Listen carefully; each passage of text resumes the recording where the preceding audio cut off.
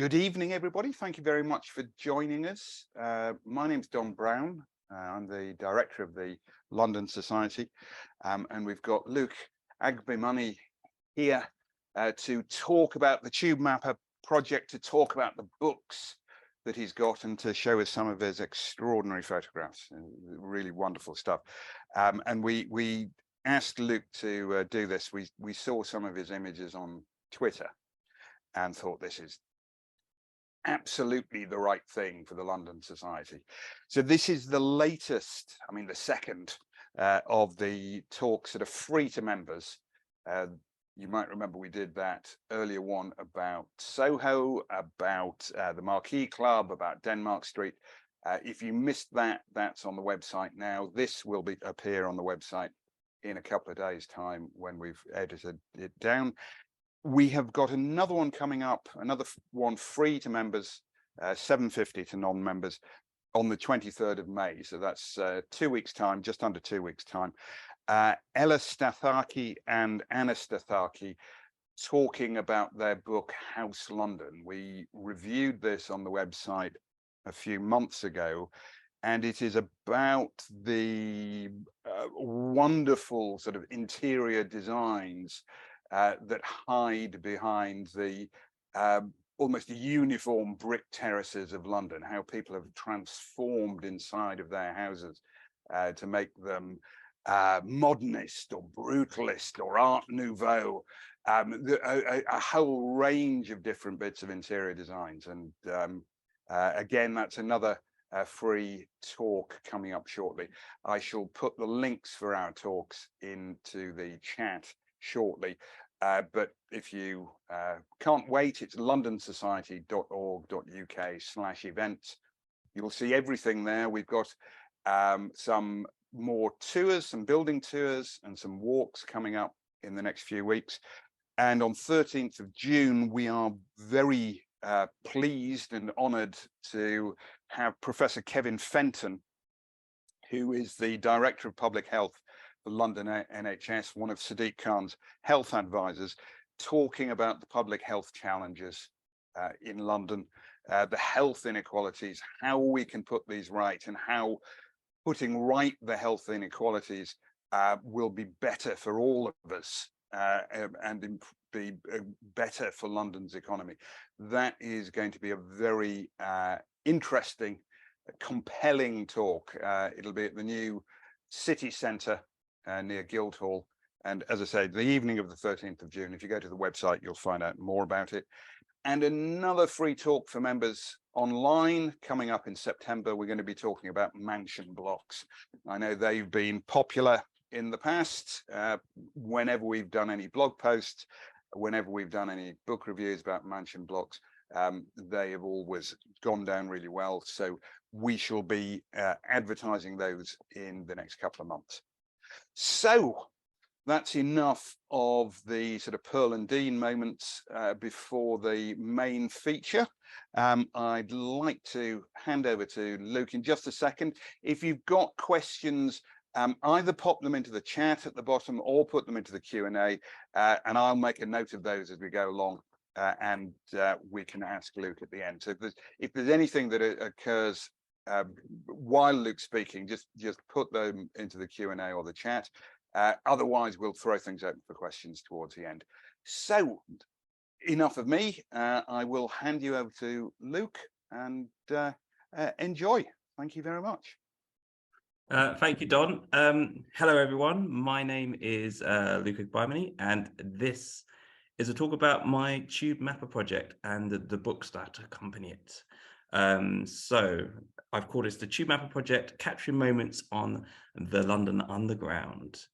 So I'll start off with this little piece of information. There are 272 London Underground stations, 113 Overground, 45 Docklands Light Railway, 39 tram stops, 41 Elizabeth Line stations. And a Tube Mapper project aims to capture visual moments at each and every one. Now, who am I and how did this begin? Why am I so fascinated with trains and London transport? Well, actually, the project began in a very weird way. My Well, actually, in a weird way, there's two beginnings to this project, but I'll start at the first one. My daughter was going to be born, and I realized that, actually, so I'm going to go back because it's much better for me to start at a different point. I used to work at the Excel Centre, and around there it's located next to Royal Victoria Docks. And during my lunch break, I would take walks with the camera. I used to work as a web designer, and I'd go out during my lunch break and take pictures of the Royal Victoria Docks. Now, at that time, TfL, with their Docklands Light Railway branch, ran a photography competition. The photography competition was to capture the real views of London, covering the Docklands area. So I entered the competition and luckily won. And I won with this photo. This is taken from East India Station, which is a Docklands Light Railway station. And what I like about it is obviously it's got a tremendous view of the city. And it was a really sort of lovely weather because you've got the sort of, you had the end of like a snowy season. And the most interesting thing I think of this picture is the fact that you've got the steps on the track. And I don't know who would have been walking on the train track at that time, but I thought that was quite interesting. Anyway, this photo won the first prize, and I got handed, it was a micro four thirds camera. It was very expensive at the time, and that became my first serious camera and led me into the realm of photography. And yeah, so in a weird way, you could say that TfL began my photography career, and this was about 10 years ago. After this, I continued taking photos of sunrises, sunsets, architecture, and stuff. But my child was going to be born. I had my first child on the way, and I realized that I probably wouldn't be allowed to go out early in the morning and late at night to take photos of sunrises and sunsets. So I devised a new way of capturing creative photography. And this is how the Tube Mapper project began. I started taking photos on my way to work and on my journey home. And I started to collate images into different themes. These were shared on social media, websites, etc. And interest started to breed, and people started to contact saying, I like these stations and I like that station. And after which the Tube Mapper project began, I started to build my images, and I then decided to make a book. And here's some photos that some have appeared in books, some haven't. I always like the Tube Mapper project is ongoing. I always take pictures. I make yearly calendars as well. So I'm always adding to it.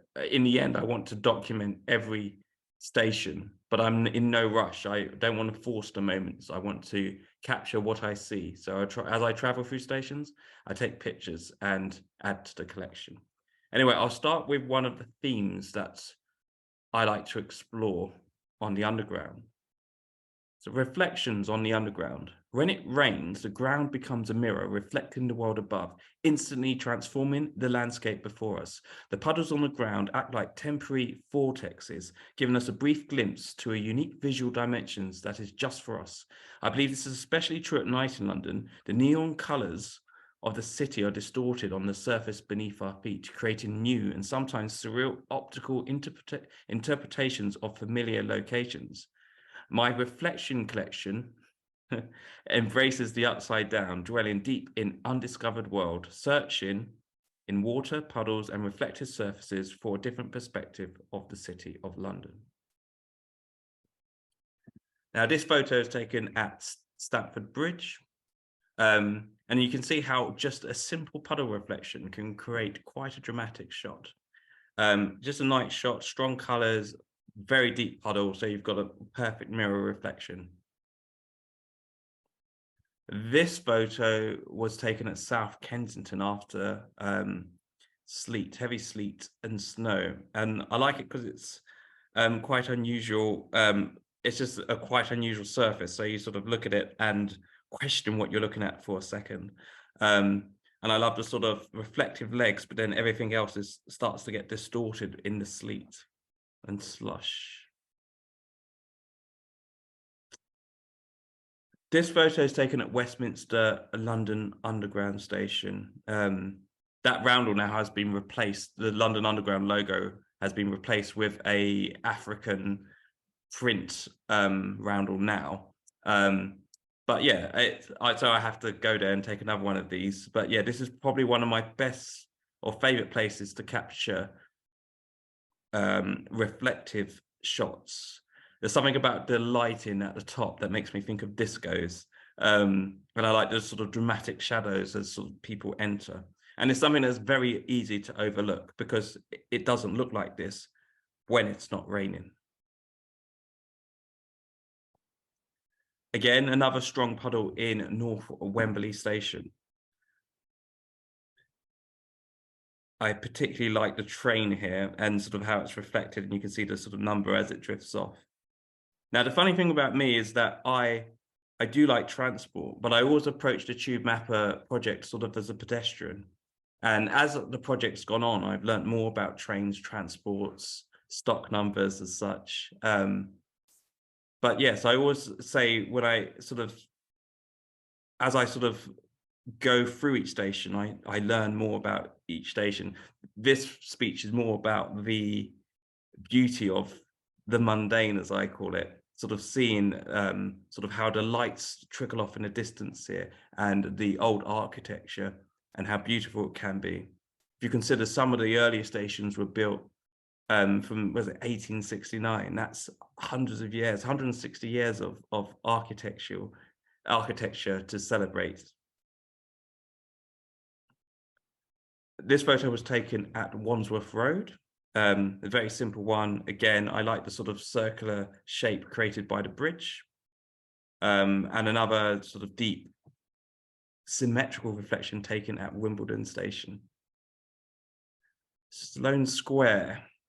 Yeah, what people love about this station is if you can look above the train, there is a secret river that runs above the station. It was sort of directed through the station. I forgot what it's called now.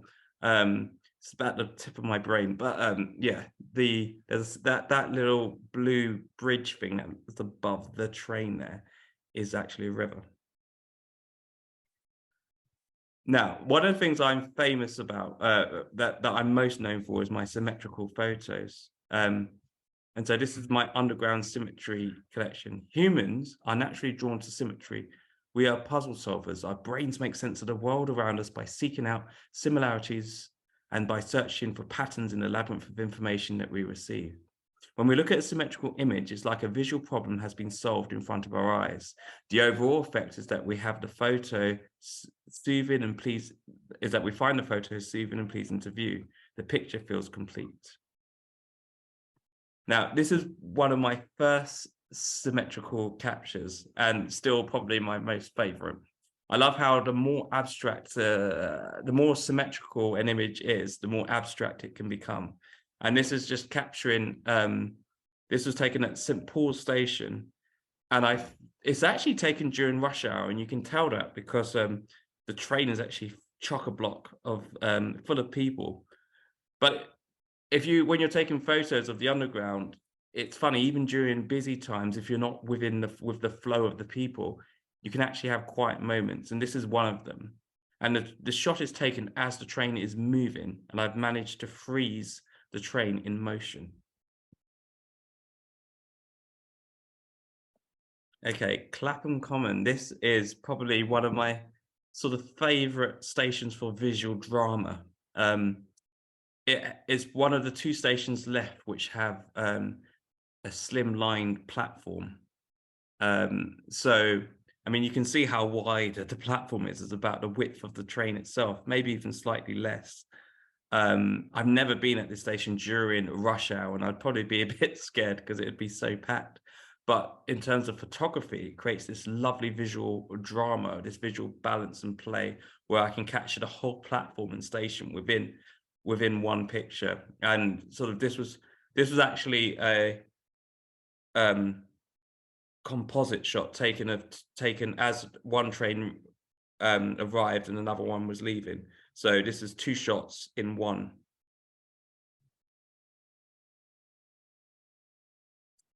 Goodge Street. Now, I love this. This is probably one of my favorite locations on the London Underground. This is basically the entrance to the lifts if you go to Goodge Street, but it's very easy to overlook. It's very easy to not notice. And I'd been to this station many times, probably 3 years into the Tube Mapper project before I even discovered this location. And it's just really nice, sort of the tiling, it feels like this sort of secret special doorway into a magical underground world. And yeah, I remember sharing this online and so many people questioning where this was, because even though they'd used Goodge Street Station many times, they just hadn't stopped to notice this, and neither had I. And considering that this is what I do, it's funny that it took me so long to discover these special tiles. Hainault, yes, this is some lovely, I imagine Holden architecture, beautiful. I love these sort of special sci-fi looking spaceships, as I call them, these waiting rooms. And I took this as I was passing through the station. I don't actually think I've stopped here, but the train driver stopped. He said, we're just going to hold at the station, stop at the station for a few minutes. And so for me, I was like, challenge accepted. And I jumped out the train and I quickly took this photo. And yeah, and I still like it very much. I probably like it because it was very quick. I didn't line anything up really, and everything matches.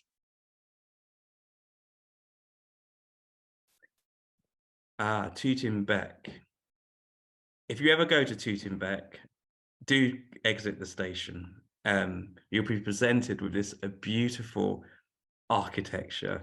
There's about, I can't remember how many stations have chandeliers now. I think maybe about 6 or 7, but it's one of the stations that have chandeliers, and it has this beautiful entrance with the Roundels, the Roundel Underground logos at the top, shining down. It's just really great to see. And I got this photo as pedestrians were walking up and down the stairs, and sort of match the symmetry. But yes, this is definitely something that is worth visiting. This picture makes me smile a lot. This is what you call a lucky moment when you're a photographer.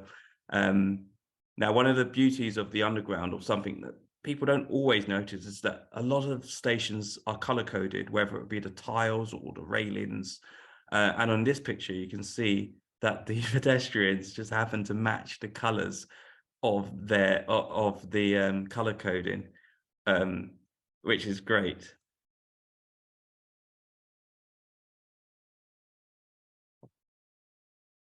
Okay, Canning Town. Now, at Canning Town, it's probably one of the few places where it's actually the only place now that you can view the DLR going over the London Underground. You used to be able to view it at Whitechapel Station, but since they sort of refurbed it for the Elizabeth Line extension, you can't see it anymore. Well, you can see it by a whisper, but most people wouldn't notice it. So.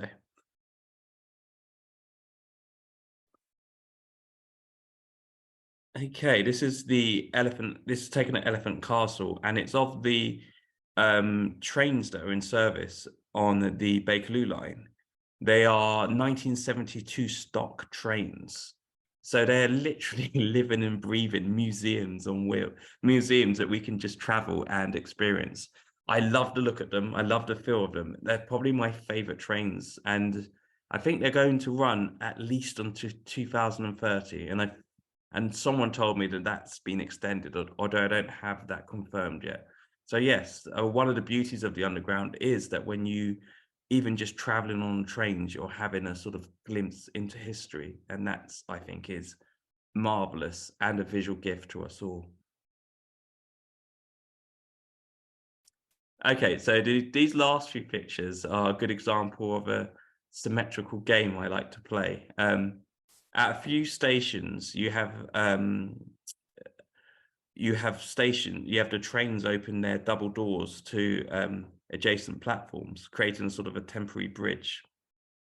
When they do this, they offer the opportunity to capture a photo of a train passing by, and me trying to capture those doors centrally, as you can see here. And it takes a while. I'm a very patient person. I call it sort of fishing, and I've sort of taken this at all the stations where it's possible. So this can only happen at these stations. So this is at Stratford. This one was taken at Arnos Grove as the train whizzed by. This is at Canary Wharf, DLR station. And at Morden again.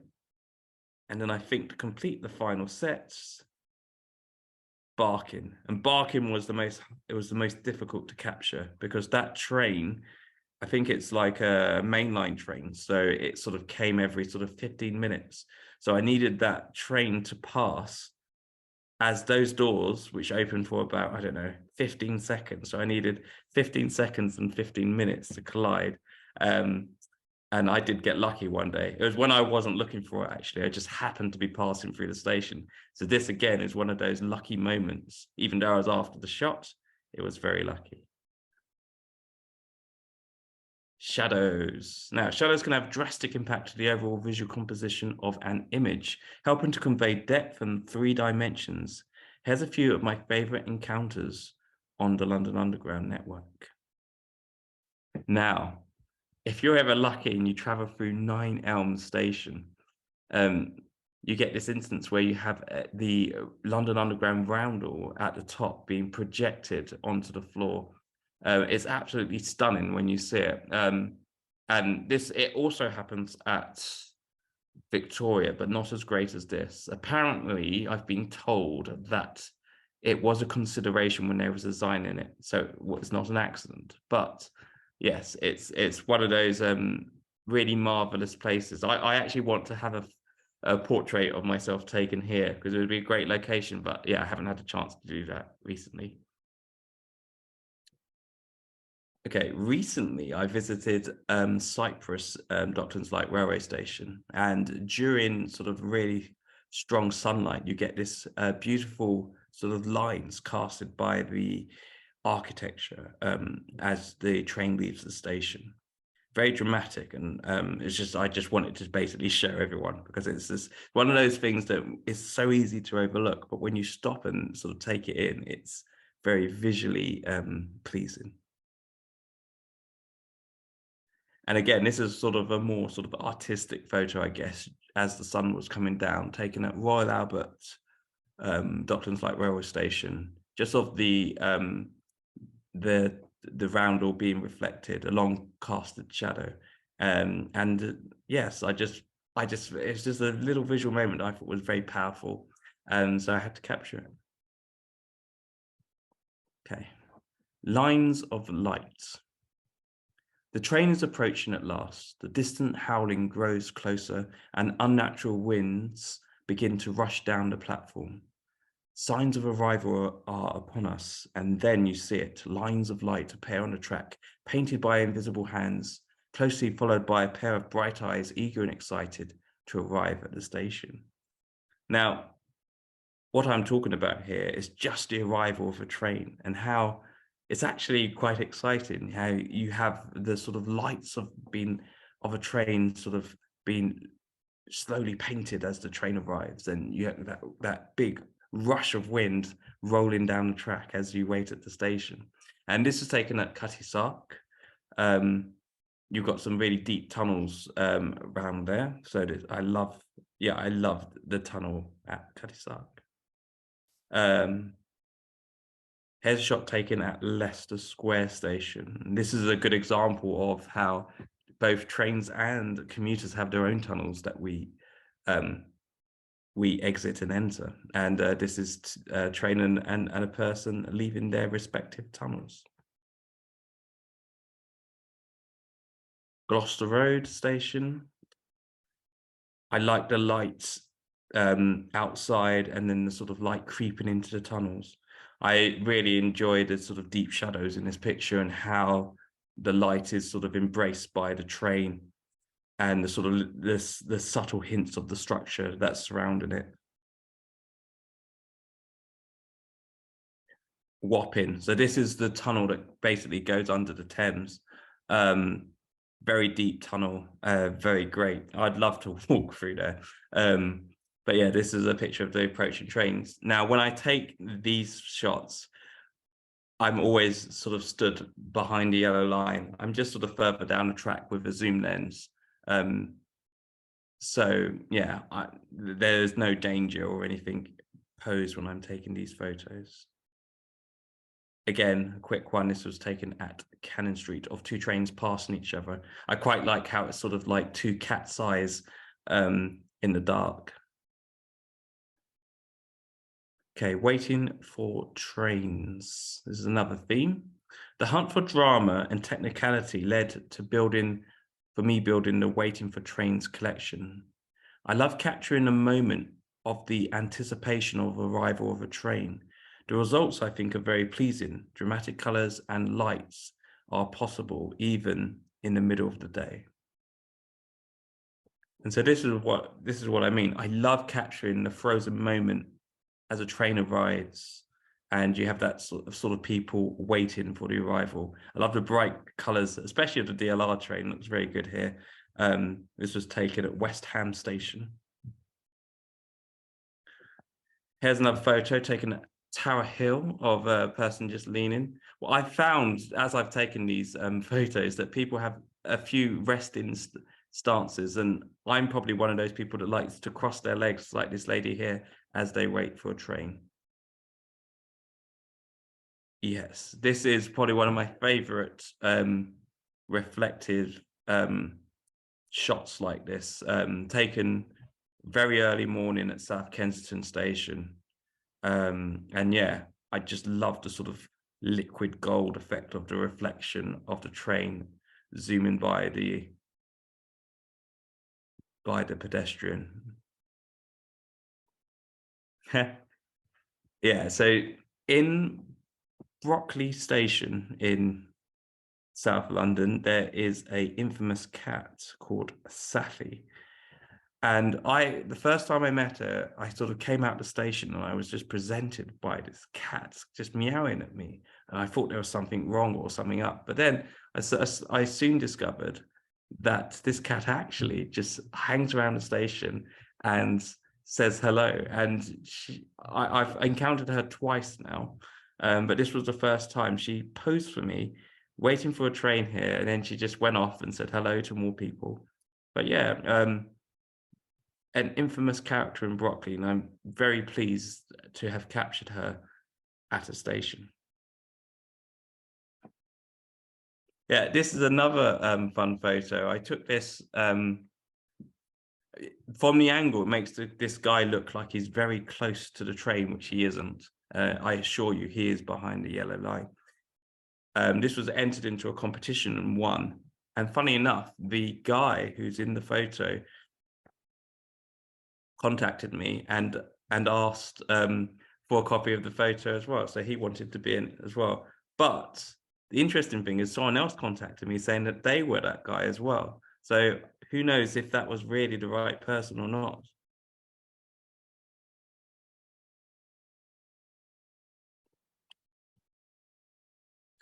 One of the beauties of the London Underground is that it's kind of timeless. And when you look at some images, they could have been taken at any time. And this is probably one of my favorites, sort of depicting that.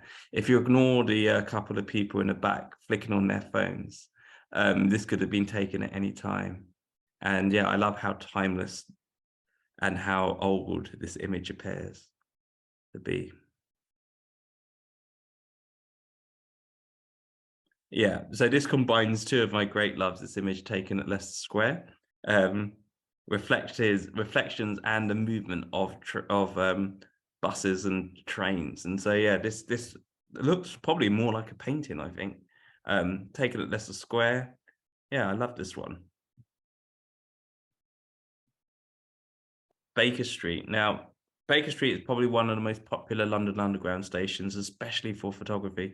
What I like about this station is that people naturally stand under these arches. I did not wait for this for a long time. I was at the station for a few minutes. If you ever visit there, you'll notice that the architecture draws people to stand under the spotlight. It's pretty spectacular to see. This is a shot at Sloane Square. This is a cosplayer, Spider-Man. He was on an Instagrammer and contacted me saying that he was going through London to Comic-Con, which is normally at Custom House Station. And so I accompanied him on his journey to Comic-Con and took this photo at Sloane Square as he was waiting to get on the train. It was a really funny day. He was treated like, I've never seen anything like it. He was treated by a celebrity. People were high-fiving him, giving him hugs. People even asked him for directions. They were treating him basically like he was the real Spider-Man. Okay, underground dance. Now, I love how the leading lines of a tunnel enhance the presence of a lone commuter walking down the middle of a pathway, or how the stance or posture of a person can mirror aspects of their surroundings, creating a visual agreement between them and the structure around them. I wanted to explore this concept, so I enlisted dancers and gymnasts, people with great control of their form and balance, to help me explore the shapes of the London Underground. So this is dancer Andrea sort of mirroring this sort of cross shapes, and this is taken at Piccadilly Circus Station. I love the colors here, and I just wanted to sort of visually display the power of that shape. This is actually labeled incorrectly. This isn't King's Cross. This is a Poplar Station. At Poplar Station, you have this footbridge at the top, and this is Andrea and Anna doing a jump to sort of emphasize the curved structure of the tunnel surrounding them. I was kind of thinking of the sort of pulsating shape like that. And so that's why I wanted two dancers to sort of emulate the shape of the structure. Okay, this is Julie and Marie in the tunnel at King's Cross St Pancras. I love the shape of this tunnel, and I quite like how this dance pose sort of completes this shape, almost like making a little picture, a frame within a frame of this beautiful tunnel. If you haven't found this, if you go to King's Cross Station and come out of King's Cross Station, it is actually worth going through. It's a lovely, colourful tunnel. It's not quite part of the station, but it's just outside. So this picture actually was taken more of a sort of visual play. It was kind of like a joke because this is outside Pimlico Station, and many of us online have joked about how this looks like a teleporter. So my sort of visual joke was, if you visit this and say the station that you want to go to 3 times in a row, you'd be teleported to anywhere you want to go to on the London Underground. And then I sort of try to make an artistic representation of that with this here.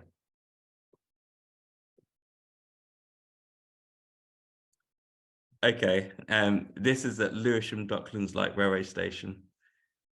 I was taking a symmetrical photo of the trains arriving, and then I realized that the canopies, the platform canopies, actually look like wings. And so Andrea kindly posed for me to show how this works. There's another station actually that's pretty similar, which is Barking, but I haven't captured that image yet. Yeah, so this isn't an underground station. This is a what would you call it?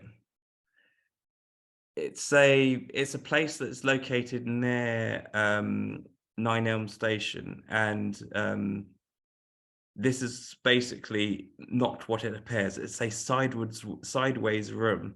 So if you sort of tilt your head this way, you'll get the sort of more image of what it is. They're sort of hanging upside down, pretending to be to read newspapers, and this is in the sensory labs in Nine Elms.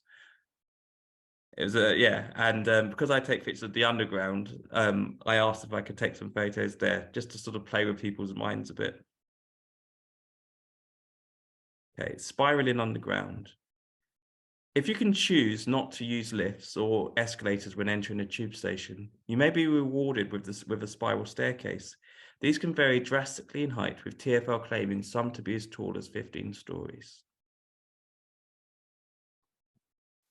Now, I've only captured a few of these stations. There's loads of spiral staircases, so I zoomed through these quite quickly. But yes, this is Borough, quite fortuitous. That's someone with a yellow coat going down the stairs.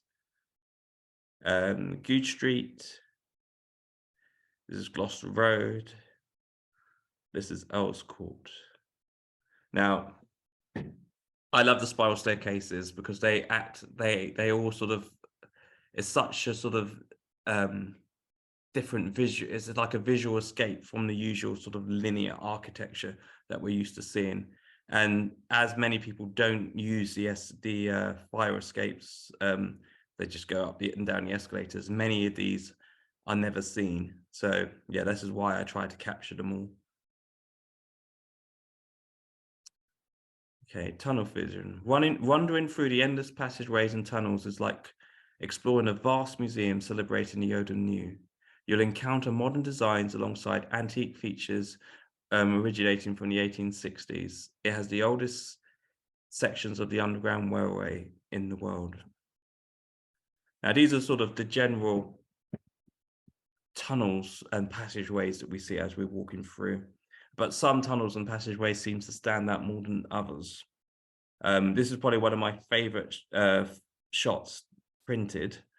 And this is just Goode Street. I think what makes this shot is that the flow of coat of the commuter there matches the flow of the distortion of the tunnel. Yeah, I just absolutely adore this image. Now, this is taken at Bank. This is a shot that I've managed to perfect of a moving escalator. And in the morning during rush hour, the escalators go the same way. So you have passengers on both sides all zooming out of the Waterloo and City line. And yeah, this is a shot just capturing the movement of the travelator. This is a shot looking down at this station at Collier's Wood. I love the uplighters on the stairs. Yeah, it's just very simple, very powerful and timeless. This is taken at Hatton Cross London Underground station. It's, in my opinion, one of the quirkiest colourful stations that you can encounter. But as it's located next to Heathrow, I doubt that many people will ever go here. Yeah, I absolutely love this station. Very weird, very wonderful, and yeah, totally overlooked because no one goes there. Beautiful colours. This is London Bridge. I think that this would be a perfect location for a stormtrooper or Darth Vader to walk down. The Jubilee line actually has been used for filming Star Wars before, but that was, let me see, that was Canary Wharf Station. But yeah, this definitely should be on the list. Yeah, beautiful lines here. This is Battersea Power Station. It should be called Battersea Power Station, in my opinion. And yeah, I love the leading lines here. Yeah, it's definitely worth visiting here if you get the chance. Yeah, I got very lucky that this guy with a hat decided to walk down this tunnel at Bank Station. Felt like a sort of old film noir moment going on here. This sort of red structure here is called a great head shield, and it's sort of what they used to drill the tunnels, and they left it in here. If you notice on the right, there's a little plaque with information about it. Yeah, so it's like you can see, this is what I mean about the London Underground being a museum as you sort of walk around. This again is like just a little bit of a history, a museum just within our daily commutes. Yeah, Gants Hill. If you ever have the chance, please, please, please, please go here. Beautiful station, Russian inspired architecture, nothing else like it on the underground. And yeah, it's just worth just coming here and having a look. It's very powerful. And yeah, here's the old mosaic tiles at Tottenham Court Road station. Absolutely love it. There's loads of great tiling at Tottenham Court Road. So yeah, definitely worth checking them out. Okay, Elizabeth Line and Crossrail. Wonder if now what I like about the Elizabeth Line and Crossrail is because it's new. It was almost like all of a sudden we were granted with a new place to explore. And the Elizabeth Line isn't the underground, but it is part of the London Underground network. And so I'm called Tube Mapper. So basically I capture everything on the tube map, and that includes the tram. So I've started doing that this year. But yeah, the Elizabeth Line is on there. And if you haven't visited, it's definitely worthwhile. It has a different feel to it. The architecture is very, I'd call elegant and understated, grand and not so much, not really showy, but more sort of, it's just more finished and more refined. Now, this photo was taken at Tottenham Court Road. I just love this tunnel, this person sort of looking out in the distance. And yeah, it's just really powerful and strong architecture in there. This is Tottenham Court Road. Again, you can see the sort of pattern on the left-hand side. You have sort of different, I think it's a map actually of tube stations, if I can remember correctly. But yeah, it's just really weird on sort of pattern that they have at the side here. This photo is taken at Paddington. When I look at this image, all I can think of is Doctor Who, and the patterns remind me of the Daleks. And I just can't get it off my head. Other people see goggly eyes, but yes, it's a very strong piece of architecture. Okay, this is at Canary Wharf. This is the bridge that sort of leads sort of from the Elizabeth Line station.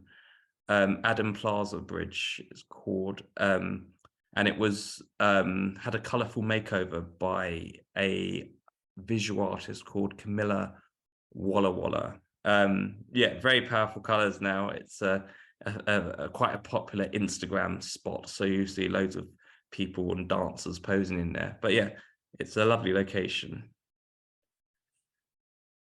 Liverpool Street. Yeah, this is why I love the Elizabeth Line. This architecture is stunning in my opinion, and you know, there's no bright colors here, but you can see how beautiful the structure, the textures and the lines here are so visually enticing, drawing us sort of into this tunnel here. Yeah, I absolutely love it. Okay, Abbey Wood. This was a sunset, looking outside, looking sort of as a regular train and the Elizabeth Line train lined up. Yeah. Another shot at Liverpool Street of the escalators, looking up. And this shot is taken at Abbey Wood on a wet evening. I loved it how it was almost purple, so it was almost as purple as the Elizabeth Line. Another shot at Liverpool Street of the sort of the structure, the curved structure, and many of the stations in the sort of central part of the Elizabeth Line extension look like this. This shot is on the escalator at Whitechapel. Now, whenever I look at this, all I can think of is Star Trek, because this looks like the Star Trek logo, in my opinion. Probably my favorite escalator on the Elizabeth line. Very powerful. Yeah, stunning. And this is Paddington. I took Paddington. I went on one of the early trials to the Elizabeth line, and I brought Paddington Bear, my daughter's Paddington Bear, with me. And yeah, this is just a photo that I took of Paddington Bear there. And so yeah, so that is it. So that is all the pictures. So any questions, please let me know. That's fantastic. Thank you very much, Luke. I enjoyed those hugely. I trying as you went along trying to think of what my favourites were, and I think the Goode Street, Hatton Cross, and that Gants Hill one were great. But I loved that double-decker one at Canning Town where you've got the DLR above the tube. Yeah, it's something that you don't necessarily think that it's visually powerful until you take a picture of it, and then you go, "Oh, actually, yeah, it was. I thought that they were wonderful, and I enjoyed that talk hugely. As you would expect from the London Society, people rushing to tell us that the river at Sloane Square is the Westbourne. Yeah, there you go. There you go. Yeah, yes, there yes, you go. Yes, yes, Patricia and Stuart first off the mark there. out of considerably more. I think I would have been very surprised if no one had put their hands up on that. I'm just going to put into the chat. If anyone's got any questions, I've got a couple that people have put here, but I'm just putting into the chat now some links, which are Luke's website, his Instagram. So if you follow him on Instagram, you will get lots of these appearing.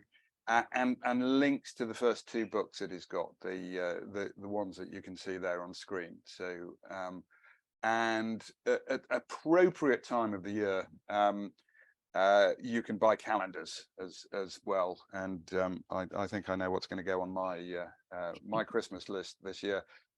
So a few questions. In fact, when we were talking the other day, you were saying that the question that almost everybody asks is, "What's your favourite station?" So I'm going to preempt that. So I'm going to ask you whether you do have a favourite station at all. My default answer to it is I'm quite proud of it now, because my favourite station is probably the station that many people hate, and that is Bank Station. The reason why it's one of my favorite stations is because it's so large and big, and so much is happening there, and that is also the reason why many people hate it, because it's so large and it's confusing. And yeah, it's a 5-mile hike between platforms. Although with that new travelator that they've got in, and they separating the Northern Line platforms, it's made it marginally nicer to change. And what, how far on the list are you? You know, you quoted all those figures at the beginning, and I'm just wondering how many more have you got to go before you've ticked them all off at least once? I mean, obviously you're going to be going back and back and back, but how close are you to getting them all done once? Yeah, so yeah, unlike so there's many people sort of rush to sort of visit every tube station, and that definitely isn't what I've been doing. This is a real sort of love letter to the London Underground, taken very slowly. If you consider that list of stations on the stations and stops on the tube map probably equates to, I don't know, maybe 420, 430, I'm guessing. I probably have around 330 that I've completed. And of that, around 270-ish that I'm proud of, that I really like. Okay. So I've done a lot. That's a pretty reasonable strike rate, isn't it? Yeah, no, I'm quite proud because it's, as I said, for me, it's not just going to a station and taking the picture. Sometimes I have to go to like, if you consider some stations are just a a track and a train and a platform, and sometimes there's no history or anything at that station. You then have a challenge of trying to take an artistic moment there, and sometimes you may be lucky, someone with a cool hat might just walk in, but then other times you know, you've got to be more visually creative to capture something there. Question from Richard, who says fantastic pictures. What camera equipment do you use, and do you use a fixed prime lens? Okay, yeah, they're good questions. I use a Sony A7R III. I think many of these pictures were taken with a Sony 7R2, which is a camera before that. But you know, neither makes much of a difference. I do like primes. I do have a prime that I use a lot these days, which is a 21.8 prime, which is a very weird one because it's quite wide for a prime. When I did this project, I walked around with a what was it called? Trying to think. It was a zoom lens, but it was a wide. It was a I'm trying. Do you know? I'll write it in. I'll write it a bit later because it'll pop into my head what my zoom is that I use. Oh, actually, I might have it here. Let's see. This is my camera, which I didn't actually just product place in front of me. But this is a zoom lens. I'm just gonna grab my camera because it's just down here, so I can actually get the lens.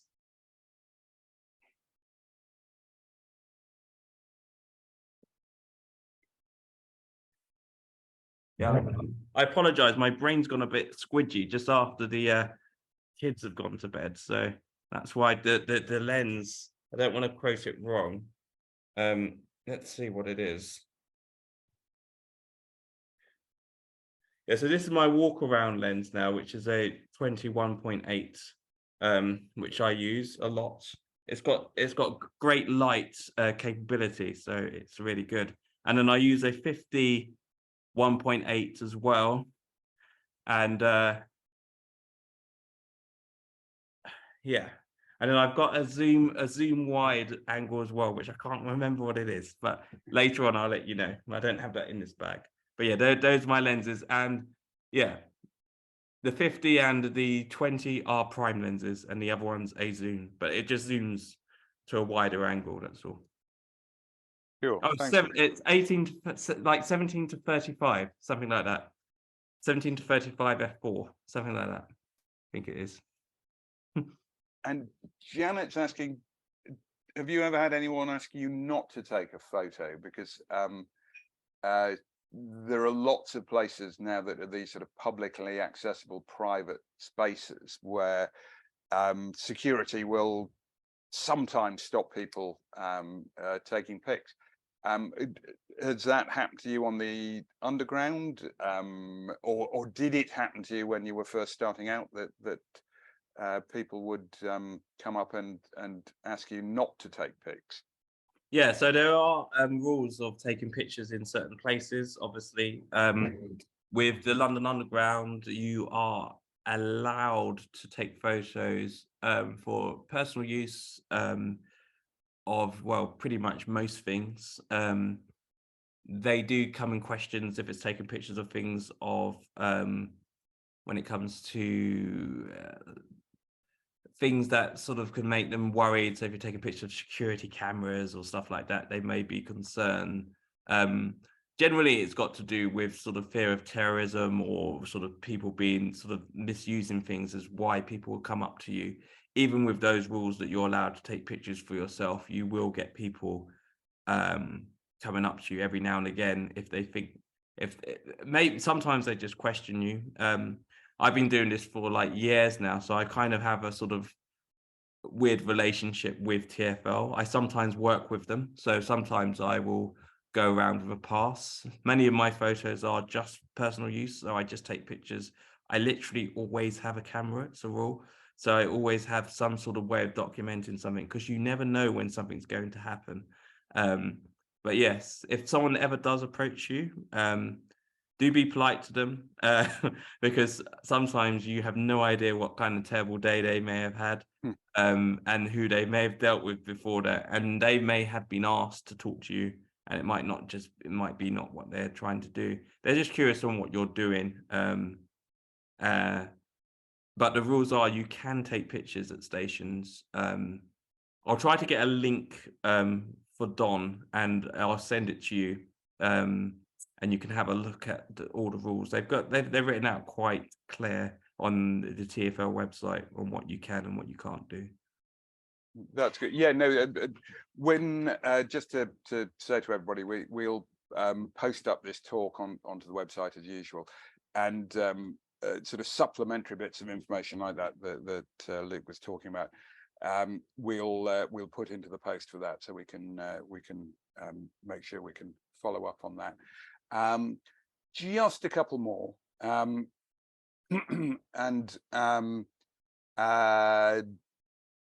Joe asked that Clapham Common picture, a composite photo.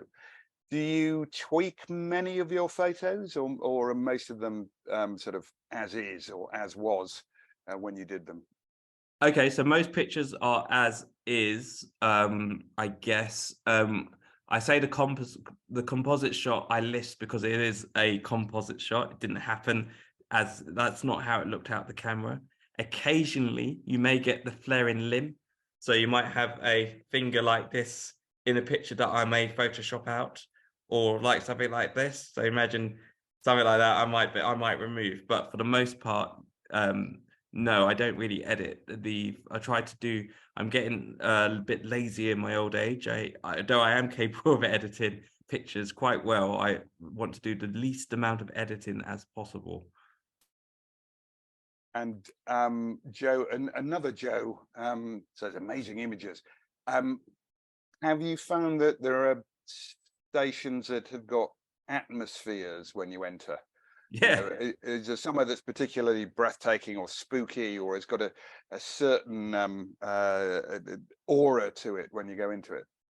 I think the sort of central London stations definitely have a certain atmosphere, obviously, because it's not full of Londoners as such. You've got anywhere that has sort of more tourism or tourists there has a different feel to, if you go to Canary Wharf, which is very city orientated, even though it has tourism, I guess, it does feel like a city place, a workplace.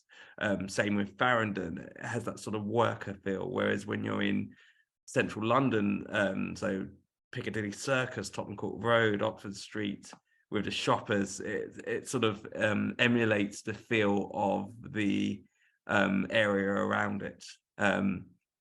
Yeah, the sort of and then also I quite like the Docklands Light Railway stations, which are sort of more sort of they're sort of, I always feel that they're sort of more sterile, more sort of relaxed attitude as compared to the London Underground. That's sort of where I started with the Tube Mapper project. It's funny because I don't even have all the Docklands Light Railway stations, which I should do actually. Oh, and Dave has just put a comment in that the basic rules for photos on London Underground: no tripods, no flash, otherwise no problem. Yeah. So, hopefully that's good. The every single station is going to be full of sort of 50 London Society members tomorrow morning, all trying to capture something like this. Is this now your full-time job, or are you still working as a web designer? So what sort of time, or what times do you have to take your photos now? This is my full-time job now. This is what I generally do. I take pictures. I slowly sort of go through I'm full-time freelance photographer, so I'll do like shoots. I do talks like this, of course, and I do shoots, and like I've got like a shoot with taking of a charity that's sort of going to be in Parliament. I'll take photos of that. So I do sort of other kind of photography work as well. But this is my art project. So this is a visual art project that it helps me to do this. So I do other photography projects to help me keep this project, because for me, this is this is a love. No one else is going to do this because it takes so long to do something like this. And so I might as well be that person who documents artistically all of the London Underground and stations on the tube map. I know. I think it's fantastic, and you know, lots of comments on how wonderful the photos were. Absolutely captivating. It's a sort of you know, we trudge through all these stations with our heads down, or looking at our phones, or lost in our own thoughts. So I think from now on we will try and approach them, if not with a sort of photographer's eye, then at least just trying to be a bit more aware of our surroundings, which you know, there are obviously some wonderful patterns and wonderful shapes. I mean, the modern one you've got with the uplighters, I always notice that on my local one, Clapham South. I always think it's like this. Oh yeah, Clapham South is great. Yeah, it's like a sort of German impressionist film when you go down there. You know, you feel like you're in the 1930s. But yeah, and doesn't that have an atmosphere to it, Clapham South? it does a bit, and also a sort of gale force wind whenever you're coming up the escalator. That's just one station that I know. So I think I've got to start looking a bit more and stop staring down and being lost in my thoughts. So and yet more comments about how great the photos are. So I think I really enjoy that. Hope if everyone goes into the chat, hopefully there are the links there. When we put those up on when we put the talk up on the website, we'll include all of those links to Luke's website and to where you can get the books and the other products from him. And yeah, for anyone who's a fan of the tube or a fan of photography, I think they'd make absolutely wonderful gifts, or gifts for yourself as well. I think that's yeah, the other treat thing. yourself. Well, that's brilliant. Thank you so much for that, Luke.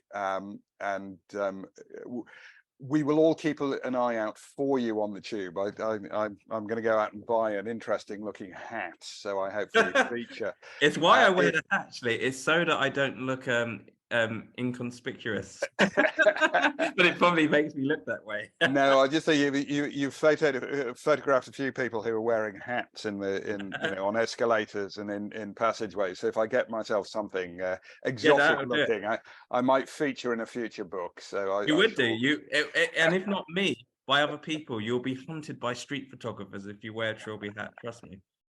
Oh dear, I don't think the world is quite ready for photographs of me to appear on in Instagram. So brilliant. Thank you very much again. Thank you all for joining. And remember, we've got another of these free members talks coming up in a couple of weeks' time. Just go to the events page on the website to find out more about those and about the walks and the tours and Kevin Fenton. So one last time, thank you very much, Luke. And hopefully see you all soon. Thank you very much. Thank you so much. Thank you.